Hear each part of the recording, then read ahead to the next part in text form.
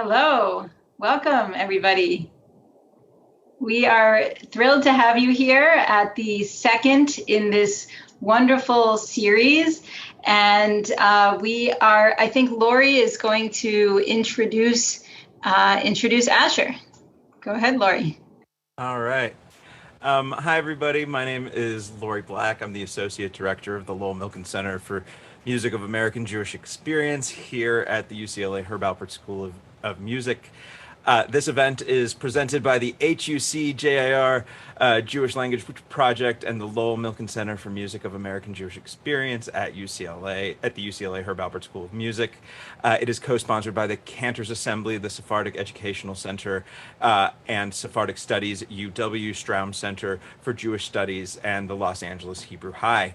To make sure that you know about all of the Lowell Milken Center's programming related to music of American Jewish Experience, please make sure you're on our event's email list. You'll find the link to the mailing list in the chat below, or simply Google UCLA Jewish Music and it'll be the first thing that pops up.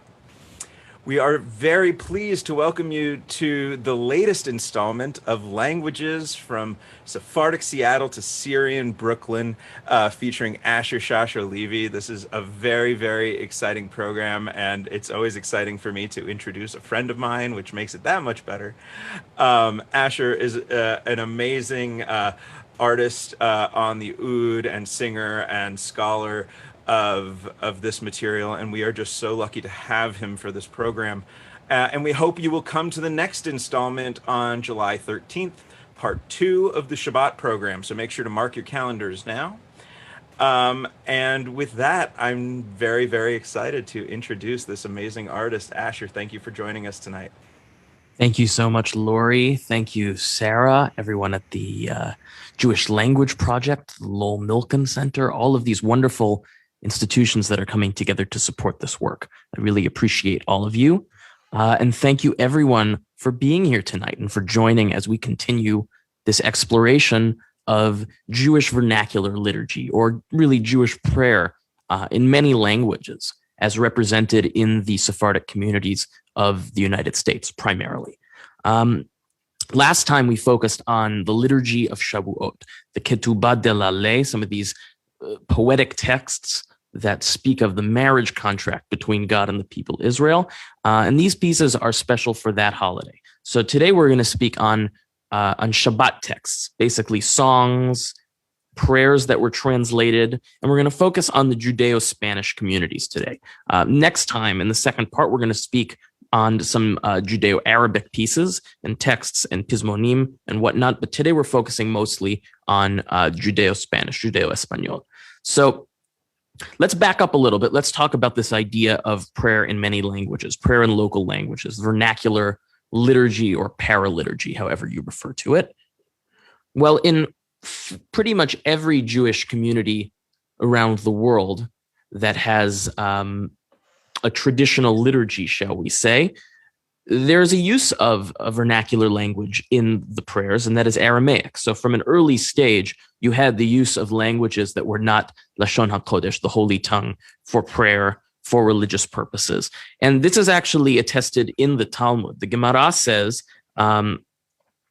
that you may recite, there's a question, there's a machloket of whether one who recites the Kiryat Shema, the recitation of the Shema prayer, if one who recites it without hearing it fulfills his obligation. And so the Gemara clarifies. They say, what is the reason that one must recite the Shema in an audible manner? Because it is written Shema literally here, and Rabbi Yossi holds that this is to be understood literally, meaning that you must hear it. And they go further. They say that one may recite the Shema in any language that one can hear and understand, and specifically that there is no requirement to say the Shema in Hebrew.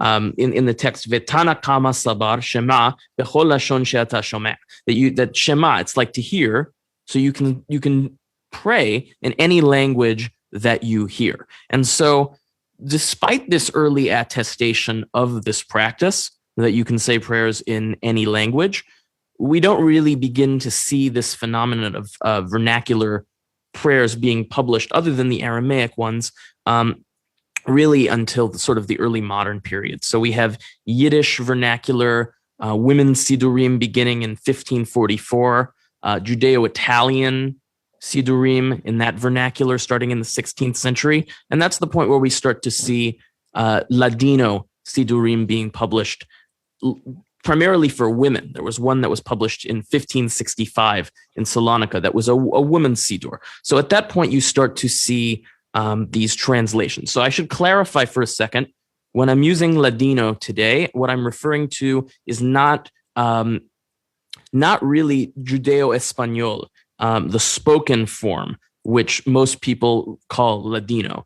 I'm speaking about Ladino in a pretty limited sense of basically calqued literary direct translations of Hebrew into Judeo-Spanish. So things that would be basically word-for-word translations, even preserving certain syntactical phrases that might not make sense necessarily so much in Spanish, but were referential to the original Hebrew biblical texts. So Ladino, that word is from enladinar, basically to make Latin-like, to this process of translating texts from Hebrew to Aramaic. And why was this necessary? Well, for a number of reasons. So we mentioned earlier women's Sidurim, and that there was a sense, particularly in this period, that women who were less religiously educated were often not taught Hebrew, but are still obligated in certain forms of prayer, that they should have clear Sidurim that reflected those needs. And so the two that we have from the 16th century in Ladino, one of them is dedicated towards use in the home, and the other one seems to be dedicated more towards use in a synagogue setting. That's based on the instructions that are included there. So there was always a tension between a rabbinic desire to preserve the use of Hebrew, of Lashon HaKodesh, in liturgical settings, as well as a feeling from the community that there needed to be these vernacular practices. In the 17th century, we have a rabbi, Samuel Abouab, a Sephardic rabbi who was the leader of an Italian Sephardic community, who writes in one of his She'elot u'Tshubot, one of his responsa, that at that time in the 17th century, there were religious leaders, rabbis, hachamim, who were in the Ottoman Empire conducting prayer services in Judeo-Spanish, in these Ladino translations, primarily to accommodate the needs of many of the congregants who had been conversos. They had become new Christians forcibly, and when they found their way to established Sephardic communities, in many cases, they were not Jewishly literate. They could not read Hebrew characters. They had no knowledge of Jewish religious practices. So these Ladino texts, sometimes infrequently, they were printed in Latin characters until the 20th century, infrequently. But most of the time, they were printed in Hebrew characters, either the block script or what we call the Rashi text, the sort of more handwritten text. And they were printed largely with vowels, which was not as common at the time, in order to allow for these people, these members of the communities who may have returned to Judaism, to participate. So you have the Ladino translation of the Shulchan Aruch, which was called the Mesa di Alma, the Rock of the Soul, first published in Salonika in 1568, and you have it published again in Venice a few times. And this provides, these texts all build a vocabulary of this Ladino, of this translated Spanish. And this is even attested to from the famous Rabbi Yaakov Huli, who his work, the Me'am Lo'ez, is one of the great works of Ladino biblical exegesis. And he says, publishing in 1730 in Istanbul, that many people do not understand the Holy Tongue, and even those who do know the words do not understand what they are saying. It sounds like something that's very familiar to us today. Many people just learn Hebrew to be able to read the liturgy, maybe for bar mitzvah or as part of a Hebrew school education, but don't understand the words. From day to day, there are fewer and fewer readers, and the law and the customs of Judaism are being forgotten. So it was basically from this situation, this sort of conflict between a desire to preserve prayer in Lashon HaKodesh, but also have people be able to participate and understand, that allowed for the innovation of liturgy in Judeo-Spanish in Ottoman communities. So let's explore a little bit of this liturgy, and we'll continue exploring the history of this as we move along bit by bit. So what we're going to do today is we're going to move through a few pieces that are very popular in different Judeo-Spanish communities for Shabbat. So I think I'm going to start with a piece that is particular to a lineage of, okay, let's see here. Yeah, so the first thing that I'm going to present from these liturgies is actually something slightly more modern, in the sense that many of the pieces that I'm going to be presenting today are old enough to not have a clear author. Some of these translations, these Ladino versions of some prayers, there's no clear authorship. Whereas this version of Lecha Dodi was written by Rabbi Leon Behar. So Rabbi Leon Behar, Chacham Leon Yehuda Behar, Turkish rabbi whose son was the senior Hazan of the Sephardic Temple Tiferet Israel here in Los Angeles. And he was born in Bulgaria, where his parents lived and where his father was a rabbi. And he was able to actually survive the Shoah and was a student in Israel, and eventually moved to Mexico City, where he served as the head of a Turkish Sephardic Hazan, and had an extensive career as a Hazan and also as a musicologist, as someone who really published works of research and musical notes and things like that in order to preserve these pieces. So I'm going to begin with Lejado di Likrat Kala in Judeo-Spanish, actually in Ladino. This is a translation into Ladino by Rabbi Leon Yehuda Behar. And the melody that's used for this is one that is very familiar to many people from its application as part of the Yerushalmi, Jerusalem Sephardic Kabbalat Shabbat.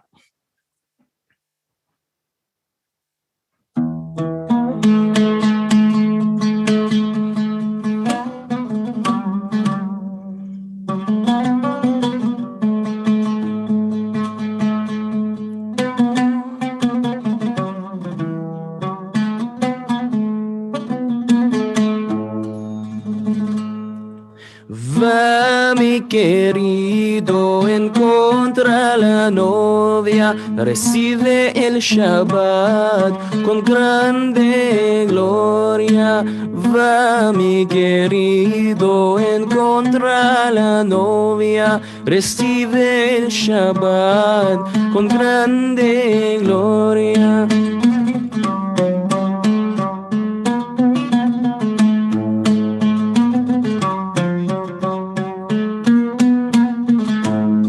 Guardar y acordar con comando uno nos hizo sentir el Dios que es uno, Adonai uno y su nombre uno. Por favor, hermosura y alabación.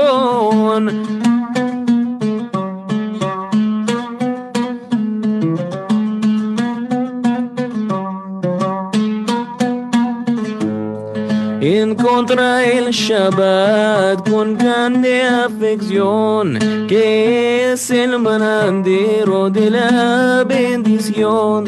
Te prescribió de antes de una tradición, mensaje y labora con grande atención.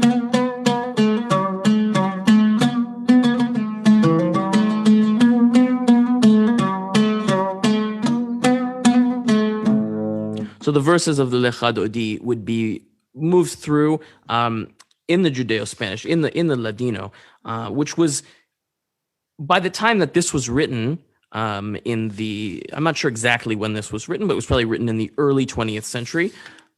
It was less controversial to have prayers done in Judeo-Spanish. That battle had already been fought for a few hundred years, and there was a sense, I believe, among Ottoman Jewish speakers of Judeo-Spanish, that the language that they were speaking was connected certainly to their identity as Sephardic Jews, but rather than just being a form of Spanish that they had brought with them, it was something that was connected in a way towards Jewishness, that an expression of their Jewishness was the Spanish that had been basically developed in written form in order to teach the Torah and to translate pismonim and liturgical hymns. So there was a sense that while this language, the spoken form of it, Judeo-Español, whatever they called it, Judesmo, Judeo, El Español Muestro, all of these names for the spoken version had much to do with a sense of Jewishness. And in a city like Salonika, for instance, which was a heavily Jewish city in terms of trade, economics, many non-Jewish members of the society, whether they Turk, Greek, Armenian, Bulgarian, Arab, had some facility in the Judeo-Spanish language because it was useful. And in fact, many Jews in the Ottoman Empire did not speak, say, Greek or Turkish or whatever that language was until the 20th century, until you see the fall of the Ottoman Empire and the Turkish state beginning to assume ascendancy. So let's move on. Let's move towards something from the home ritual of Friday night. So last time we spoke a bit about Rabbi Israel Najara, how Rabbi Najara, this incredible composer, is really the father of the various traditions that we have among Ottoman Sephardim of pismonim, of these beautiful songs that are sung on Shabbat that are sung on Hagim, that are sung throughout the year, that typically are religious and themed, but starting with Najara, really, they were always set to maqamat. So the early texts that we have from Najara, for Yari Bon Alam, which we're going to hear in Ladino soon, or for any of these other famous pismonim, we don't necessarily know what the original melodies were, but he would associate them with a certain maqam, a scale. So a maqam in Arabic is the word for a musical modality, which also has a certain emotional pull. And among Ottoman Sephardic Jews, the use of the Arabic maqamat or the Turkish makamlar is sort of the basis, the musical language that this prayer and paraliturgy is sung in, basically. So I'd love to hear to play for everyone a couple different versions before I sing the Istanbul melody of Yari Bon Alam in Aramaic. I would love to play a couple of these historic recordings from members of the Ottoman Sephardic community, and you'll hear slight differences between the versions. So the first version we are going to hear is from Ankara, Turkey, Yari Bon Ya Señor del Mundo. Aquí, Ciudad La Más, de Ankara. Os va a cantar unos cuantos piyutim en español. El primero es Yari Bonala. Lo cantábamos noche Shabbat entre Pesach y Shavuot. Ya Señor del mundo, de siempre y siempre. Ya Señor del mundo, de siempre y siempre. Tú el rey de los reyes, tú el rey de los reyes, hechas de tus varas.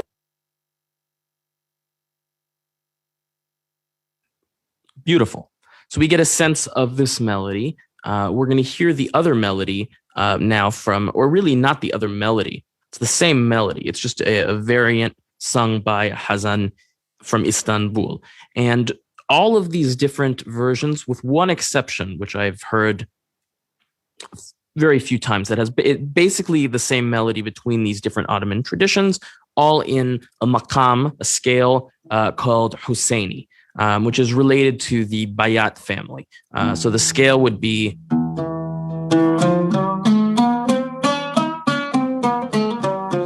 with 2 microtones, and a particular quality of this scale is that it focuses on the top half. So if you hear the melody,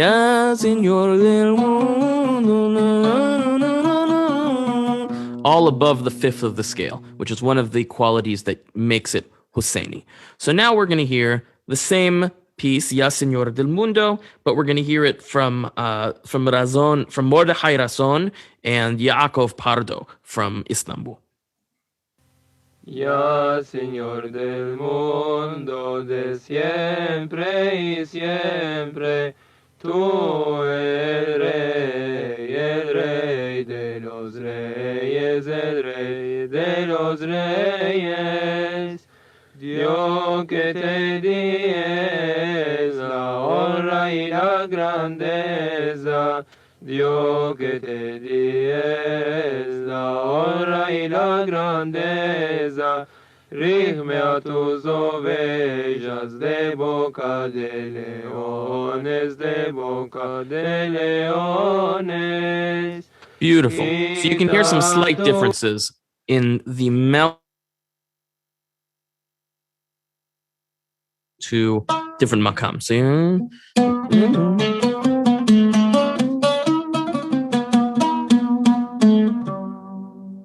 The lower part stays, it's a little bit different. So now I'm going to sing a different variant. It's an Istanbul variant that I learned, but it's a little bit closer to what we heard as the Ankara melody, and it will finish with a verse in the Hebrew. So you'll be able to hear how this melody is also utilized for the original Hebrew text.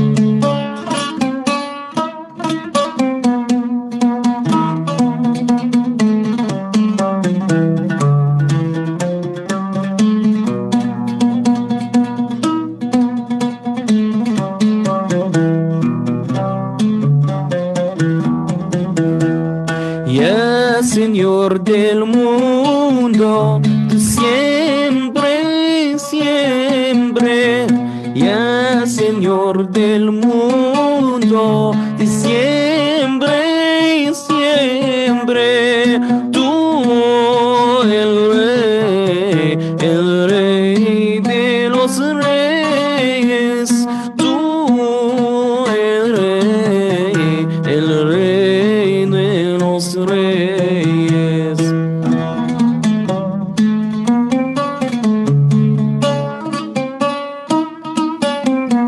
Hechas de tus baraganías y maravillas, hechas de tus baraganías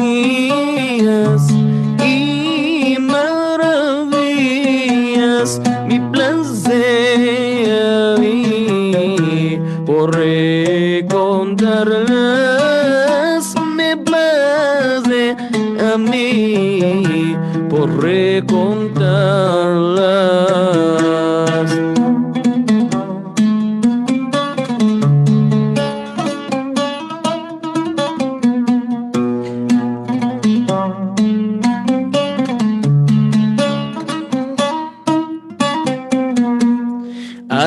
Ángelos santos hijos de hombre, ángelos santos hijos de hombre, Alemania del campo y aves de los cielos, Alemania del campo y aves de los cielos.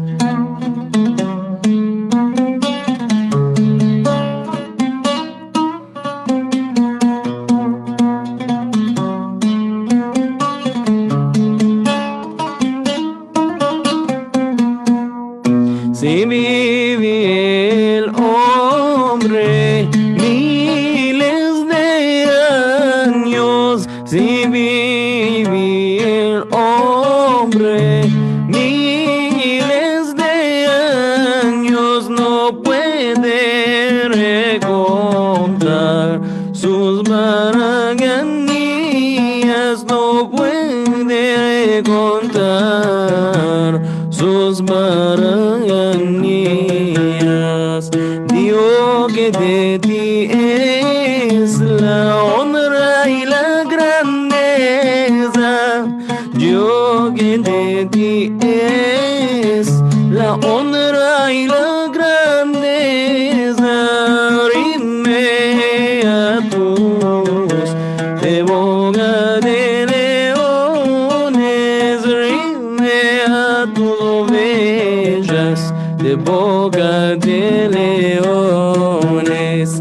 Ya ribon alam ve almaya, ya ribon alam ve almaya,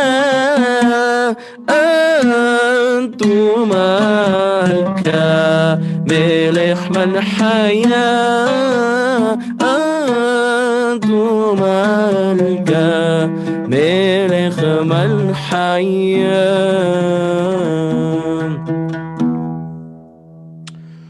Little bit of Ya Señor del Mundo. So this is of a genre of pieces, of pismonim, that would be sung typically at home around the Shabbat table. There are many, many, many dozens and hundreds of these pismonim, and not many of them, based on my research, I could be wrong here, but not many of them seem to still be sung in Judeo-Spanish in the United States. So when we're speaking mostly of the congregations that preserve Judeo-Spanish in the United States, we're speaking of the... So it's an interesting situation. You have, when someone says El Señor is a little too close to another religion. No, Asher, you muted yourself. Can I be heard now? Yes. Okay, great. I see someone in the comments says, yeah, El Señor is a little too close to another religion. And I'd like to push back on that before I move further, because many of these phrases are literal translations of the Hebrew into Old Spanish. That's what the Ladino literally is. So these phrases, Señor del Mundo, Patrón del Mundo, various phrases are considered to be Jewish phrases among Ladino speakers. In the same way that phrases from Arabic like mashallah and alhamdulillah have been incorporated into various Jewish languages, whether they be Ladino or Judeo-Arabics. Even, in the Judeo-Arabic tradition, you have something that's similar to the difference between Ladino, the written language, and Judeo-Spanish, the spoken language. You have what's typically known as a sharah, which is a translation of a biblical text or prayers, literally a calque into Judeo-Arabic. And in those phrases, you'll have translations that might seem a little bit strange to our sensibility, where we divide everything very strongly, that this is Jewish language, this is Christian language, this is Muslim language, etc. Whereas it would have been a bit more fluid in understanding and context. Who was speaking on it, who was using it would be critical, I would say, in that context. But yes, you will notice phrases repeating, oftentimes names for God that repeat. And again, this use of translations into Judeo-Spanish is limited. I should mention that it is limited. So we're speaking of very few pieces, particularly in Shabbat. When you get to the Yamim Noraim, high holidays, the Selichot in particular, which hopefully you'll all join for the class that we have scheduled on that coming up in a few months as we get closer to that time of year, there's much more material there and there's more controversy. When it comes to Shabbat in Judeo-Spanish speaking communities, the most prominent pieces, so the ones we just did, Lecha Dodi, it's not a common practice anymore to have Lecha Dodi sung in Judeo-Spanish. I haven't heard a synagogue that still does it. Ya Señor del Mundo is sung still in homes, I would say in Los Angeles and Seattle, places in New York, as well as the Ladino version of another pismon, which we're not going to touch on today, Elav Mikshe. You'll see that done. And then in terms of the Shabbat morning service, it's basically the use of Judeo-Spanish of the Ladino is limited to two spaces primarily. The Bendicho su nombre, which is the translation of the Berich Sheme de Mare Alma, that portion of the Zohar that we say before we take out the Sefer Torah for the procession. And the other piece is the En Keloheno. So towards the end of the Musaf, we have the En Keloheno. So we're gonna look at those in a moment. I think that let's start with Berich Sheme. So on Shabbat morning, when the Torah is taken out, the Berich Sheme de Mare Alma in many, many Sephardic congregations is chanted in Ladino. There are several congregations still in America that use Ladino, I might add. Here in Los Angeles, Sephardic Temple Tiferet Israel. In Seattle, there's Bikur Holim and Ezra Besarot. In New York, there's a Sephardic Temple of Cedarhurst. There's the Jewish Center in Forest Hill, Queens. Congregation Orve Shalom in Atlanta, Temple Moses Sephardic Congregation of Florida and Miami. These various communities, mostly founded by Ottoman Jews from Island of Rhodes, Salonika, Izmir, Istanbul, places like that, to various degrees preserve this use. And the most notable pieces would be on a Shabbat, if you walked into one of these synagogues, would be the Berich Shemeh or the En Kelohenu. En Kelohenu in particular has become famous, and we'll speak about that in a little bit. So let's listen, before I present an Istanbul via Los Angeles rendition of Berich Shemeh, let's listen to a melody that is Salonican in origin and is also, I would say, probably the most well-known version of the Berich Shemeh. So we're going to hear this version from 1979 by Hazan from Salonika, Shaul Moshe. Esto es la traducción del Berich Shemeh de Mare Alma. Bendito su nombre del Señor del mundo, bendito su corona y su lugar, sea tu voluntad con tu pueblo Israel para siempre, y resgata tu derecha a mostrar tu pueblo en casa de tu santidad, y para sontraer a nos de bondad de tu claridad, y por recibir muestras tefilot con piedades, sea voluntad delante de ti, que alargues a Beautiful. So you get a feeling for that that particular rendition, which is in the Bayat Maqam. Those notes. That's the Salonican version. So the version that I'm going to present now is the version that I grew up hearing at Sephardic Temple Tiferet Israel in Los Angeles, in a different maqam, in what might be called charga in Turkish or ajam in Arabic, basically just a major mode. And I'll do a little bit of this because you can hear the distinction.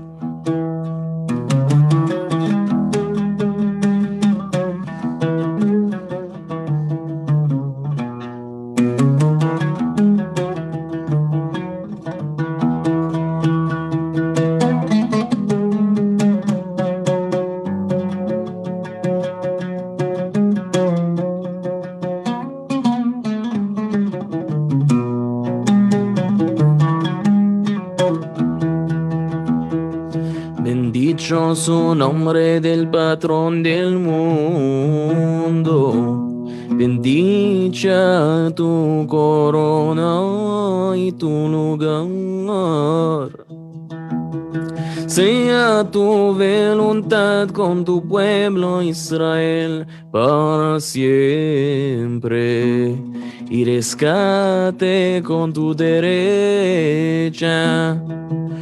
Muestra a tu pueblo en casa de tu santidad, para contraernos de bondad y claridad, y recibir nuestras oraciones con piedades. Sea voluntad de ti que alargues a nos vidas con bien, por ser nosotros tus siervos, guardados entre los justos, por apiadarnos y por guardarnos a todo lo que a nos y lo que a tu pueblo Israel. Tú sos quien mantienes a todos y gobiernas a todos. Tú sos quien podesta sobre todo. Tú sos quien podesta sobre los reyes. El reino es tuyo y nosotros somos esclavos del santo bendito Él, que nos encorvamos delante de Él y delante hora de su ley, en cada hora y hora. Nos sobrevaramos, encorvamos, no metemos nuestros confianza en ángeles de los cielos, salvo en el Dios de los cielos, que es el Dios de verdad, su ley verdad, sus profetas verdad, que abunda por hacer bienes y verdades. En él nosotros creemos y a su nombre santo apreciamos. Nosotros decimos alabaciones, sea voluntad delante de ti, que abras nuestros corazones en tu ley y cumplas demandas de nuestros corazones, corazón de tu pueblo Israel, por bien, por vidas y por paz. Amén. So that's how I learned to sing this Berich Shemeh. I have a question here. Am I making a distinction between Judeo-Spanish and Ladino? I'm attempting to. So I'm speaking of Ladino in reference to these pieces that I'm presenting. So Pismonim, translated, literally calqued from Hebrew or Aramaic into Judeo-Spanish, that's Ladino. So translations of pieces from the Zohar, like Berich Shemeh, or from the Torah, translations of Haggadah di Pesach, these sort of things, I would consider, and I think there's, in the scholarly community, there's a sense to try and distinguish the spoken from the written. Because the written, my understanding is that these texts were also used in North African communities that spoke Haketia. So there was a sense that there were different forms of the spoken language, but wider usage of these written texts. So, as I mentioned, the Berich Shemeh and the En Kelohenu are the two main pieces that we see in Ladino for Shabbat in Sephardic Ottoman synagogues in the United States today. And this tension that we feel between, or that was felt rather, hundreds of years ago between these prayers in Judeo-Spanish, or rather in Ladino, these Ladino prayers somehow being a compromise, somehow being something not as good as perhaps saying them in Hebrew. I think that that's fully disappeared in the wake of the diaspora of the Jews from the Ottoman lands around the world. And now these prayers, these vernacular liturgies, are a link to that very important and rich past that in these communities there's a lot of assimilation. There are a lot of people who've moved away from the communities or did not have any Judeo-Spanish spoken at home or whatever. So there's a danger of the loss of these things. So I think that these things are preserved in these various synagogues as a means of connecting to that important past. I think it's important to pay attention to one of these older sources that we're looking at to see how even in the early 20th century this was controversial. So we had this in the early 20th century. There was an editor of a paper called the Meseret, which was a very popular paper in Izmir in the early 20th century. And August 24th, 1919, he publishes an op-ed criticizing a choir at the Giveret synagogue, the La Signora synagogue, for singing in Judesmo, what he's calling this Judeo-Spanish language. And he says, if it were so that we should be singing in our own language, Russian Jews would sing in Russian, Italian Jews into Italian, English Jews into English, etc. And what ended up happening is this person discussed the matter with the leaders of the congregation, the lay leaders, and understood that people needed this in order to be attracted to the synagogue, to understand, to have something that they felt was their own. And so what happened was they decided that the format would be the Hazan would chant the prayer in Hebrew, followed by the choir singing a translation in Spanish. And so this practice is reflected today in the very famous En Keloenu that we have in, here in Los Angeles. We have a version that's a little bit different from the one in Seattle. And it's also very different from the rarer variant from Ceuta, I believe, or Tetuan in Morocco, from the Hakatia speakers. So the first thing I'd like to play is that rarer version that is not really attested to in any American congregations, but is fascinating nonetheless. It does speak to a certain Sephardic, shall we say, a world of Sephardic Jewry that spanned the Mediterranean. And so you have a version of En Keloenu here in Hakatia, in Moroccan Judeo-Spanish, that is very similar to the one that we see in Turkey and Greece.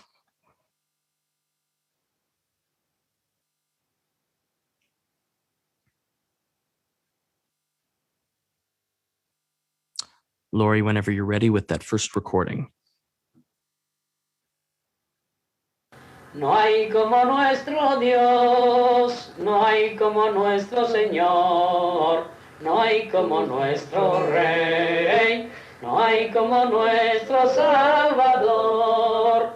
¿Quién como nuestro Dios? ¿Quién como nuestro Señor? ¿Quién como nuestro Rey? ¿Quién como nuestro Salvador? Beautiful. And so now let's hear a little bit of En Keloenu by Hazan Isaac Azuz. Isaac Azuz, the famous Hazan, senior Hazan in Seattle, and a great resource on all things Sephardic and Ladino, the publisher of several wonderful and beautiful Sidurim. So we're going to hear him sing En Keloenu in Hebrew and Ladino. En Moshienu, en Kelokenu, en Kadonenu, en Kemalkenu, en Moshienu, non como nuestro Dios, non como nuestro Señor, non como nuestro Rey, non como nuestro Salvador. Mi Kelokenu, mi Kadonenu, mi Kemalkenu, mi Moshienu.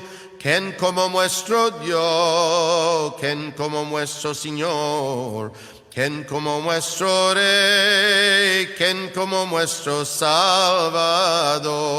Beautiful. So you can hear how these melodies are very clearly related. The texts are very similar. And here is the version that I grew up singing here in Los Angeles at Sephardic Temple Tiferet Israel. And this is the version that has become popular, I think, around the country in largely progressive Jewish circles. And you'll hear that the Seattle version speeds up the Hebrew and is the same in the Ladino section as the Los Angeles. En Keloenu, en Kadonenu, en Kemalkenu, en Moshienu, non como vuestro Dios, non como vuestro Señor, non como vuestro Rey, non como vuestro Salvador.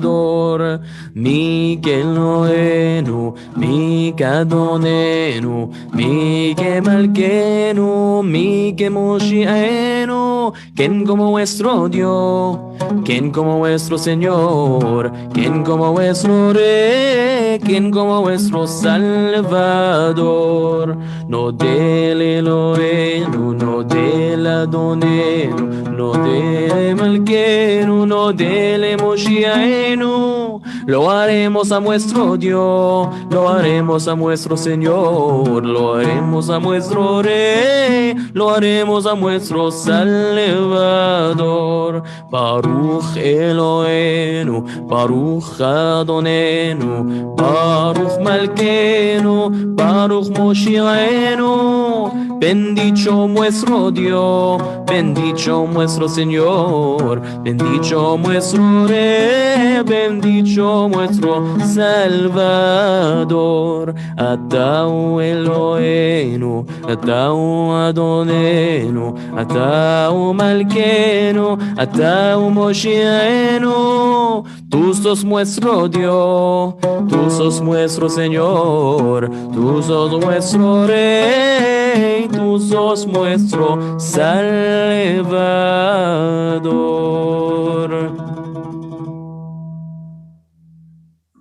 So that's the version of En Keloenu that's sung here in Los Angeles.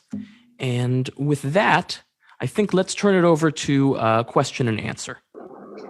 Great. Well, Asher, thank you. This was amazing. It was just such a rich presentation, musically, linguistically, historically, and it's so interesting to think of these traditions as both coming from the Ottoman Empire, North Africa, and also being American Jewish traditions, because, you know, the Lowell Milken Center focuses on music in the American Jewish experience, and this is music in the American Jewish experience.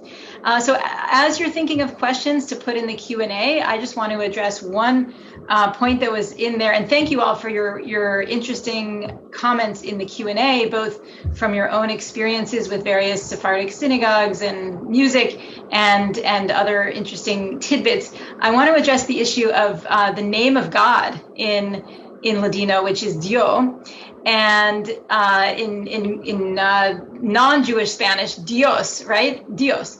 And so what is going on there? Well, yes, it does have to do with the singular plural thing, but I've learned that it's a little more complicated than that, that historically Dio was the name of God, or Dio, and it became Dios in, I'm not sure what century, maybe the 12th century, something like that, when there was an effort to Latinize Spanish.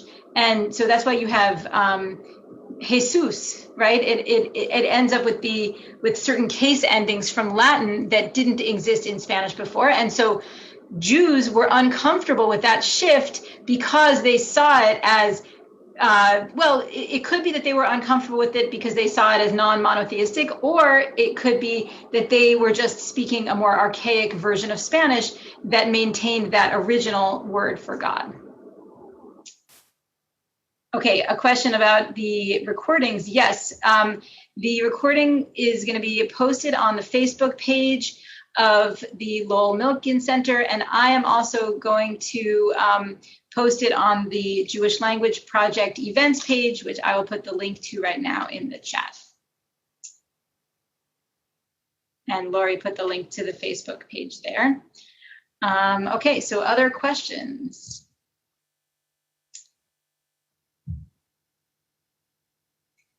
And another thing about the distinction between Judeo-Spanish and Ladino, and Asher mentioned the name Judesmo, which was used sometimes in Ladino for the name of the language, means literally Judaism, but was a name for the language. Some people use the name Ladino to refer to the liturgical language, the calc translation language of Hebrew prayers into these Spanish words. And other people use that as the name of the language more broadly. I think in some scholarly circles, you have that distinction between Ladino and Judesmo, or Ladino and Judeo-Spanish. But in most people in popular discourse just use the word Ladino for both of those ways of speaking. And I found a lot of Ladino speakers would speak of themselves as being Ladino speakers and don't necessarily preserve that distinction. That's more of a scholarly distinction at this point, though I must note that there are many Judeo-Spanish speakers who I've had the privilege to know who didn't call what they were speaking Ladino, they just called it Spanish.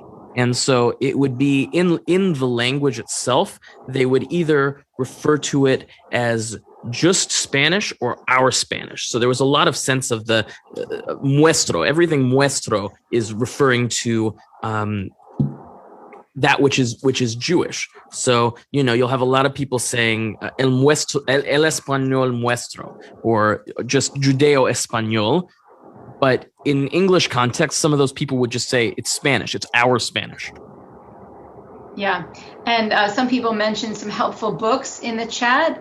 Jane mentioned the book "The Jews of Ottoman Izmir" by Dina Danon, highly recommended. And Cantor Neil Schwartz recommends Flori Jagoda's songbook, or do you pronounce it Jagoda or Yagoda? How do you say it? I've always said Jagoda, but I can't know if that's correct. Yeah, I'm not sure. But and Ein Kelohenu was in that, and I do think she had a role in popularizing that song as well. Yeah, definitely. Yeah, and I'm glad you mentioned that it's part of the prayer book, the Siddur, of a lot of progressive Jewish congregations in America now. Right. I've noticed that the new conservative movement Siddur has included it, which is, but it's also, we can learn a lot from that because they've included the Los Angeles version. So the version that got popularized was the Los Angeles version, which is, they're all 90-something% the same, but the Los Angeles version is the one that has the same tempo for the Hebrew and the Ladino, and there's one linguistic difference, which is in the last verse. For Atahu Elohenu in Los Angeles, it's Tu sos nuestro Dios. In Seattle, it's Tu el nuestro Dios. Yeah, so, and also I noticed in Seattle they said Ken, and in the Los Angeles they said Kien. Right. So there are just these little differences that are...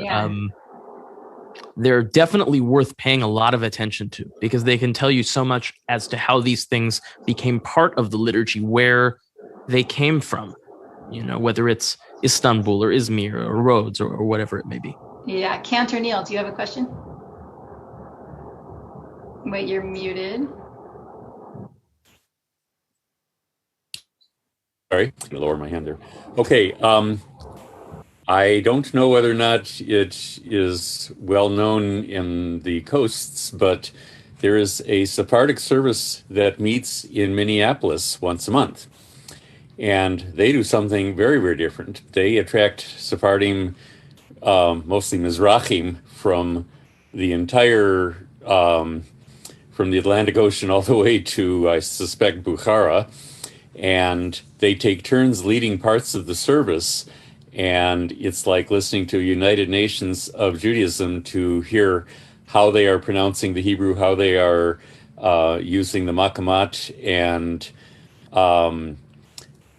I didn't understand with the JTS education just how vastly different Yemenite pronunciation of Hebrew is from even Sephardic, much less other versions of Hebrew. But what's interesting is that Asher, you have been showing us musical differentiations among communities. What I experienced during 2 years trying to get to that service as often as I could, because it was only held once a month and I lived all the way across the town in St. Paul, that they simply each did their own thing and in a very friendly, gentlemanly manner passed it around. So like in the course of one Torah chanting with 7 aliyot, one would be a Moroccan, one would be a Yemenite, one would be, Saloniki, and you would hear 7 completely different styles of Sephardi trope. So I just wanted to lay that out there, that is something that is going on in an unexpected corner of North America. That's wonderful. You mentioned Yemenite pronunciation. I think it's more accurate to say that there are multiple Yemenite pronunciations, and that oftentimes in each community in Yemen, you have a distinction. How do you treat the letter Gimel? So, I'm not at all a scholar of Yemenite Judaism, but I'm aware that one community treats it. There are multiple different sounds that are assigned to Gimel throughout Yemen, with Dagesh and without Dagesh. In different places, Gimel is treated like Ra or Ja, but in some places it's a very different thing. And I know in some dialects that the Kof sound is actually a Gof, more like what we would think of as a Gimel. So there are so many different distinctions, but at the same time, it's important to sort of understand how these sort of families of tradition operate, in the sense that the Ta'amea Mikra, the Torah reading trope that you find in the Levant, is basically the same from Egypt through the Balkans. And even in some parts of Iraq, you have this same Ta'amea Mikra that's based on Makam Siga. So Siga, it's a quarter flat, so it depends on where you're where you are in the Middle East, how it's going to be treated. So it's almost more like a third degree of the scale in Turkey, where ואהבת את אדוני אלוהיך בכל לבבך ובכל נפשך בכל מאודיך. That's sort of the way the Turkish way would do it, whereas in Arabic you would have be more on the half. So there's so many distinctions musically, linguistically, all of these things between the different communities that Sephardic, in a sense, I think this might be a good closing thought unless anyone has any other questions. Sephardic is maybe best thought of in a couple of different contexts. So we have Sfaradim who descend from people who were expelled from Spain and have that direct Spanish connection. But then you also have all of these different communities that are somehow associated with the Sephardi ethos, whether it's a Nosah Tfilah, whether it's a certain form of religious observance of halakha that is prominent from, Bukhara in the east all the way to the Western Sephardim in Western Europe. So it's both that Jews from Spain, but also a wider sort of net of interrelated communities that shared various things, but also had many, many crucial distinctions. Okay, well, we are out of time. So Asher, can you just give us a quick teaser of next time? Just let us know, will we get to hear some other languages? Yeah, so next time, because this time was focusing fully on Shabbat paraliturgy from the Judeo-Spanish tradition, next time is going to be not Judeo-Spanish. So for it's primarily going to be Judeo-Arabic and different Judeo-Arabics. And you'll notice that in many of those communities, there's even less of a focus on having translated liturgies. In those communities, the services, for the most part, are in Hebrew. So we have to search a little bit to find these vernacular liturgies, and we'll find them around the Shabbat table. We'll find them especially for Havdalah. So if you're interested in this, please come. Okay, great. And if you're interested, the Jewish Language Project also has some other events coming up. These aren't announced yet, but if you sign up for our mailing list, which I put in the chat, it's on the Jewish Language website under contact, you'll get an email about the Baghdadi Jewish diaspora and the language practices there in India and other places, and also a talk about endangered Jewish languages and how Jews speak all around the world. So thank you all for coming, and we look forward to seeing you in the other events of this series, and hopefully other events by the Lowell Milken Center and the Jewish Language Project and all the other sponsoring organizations.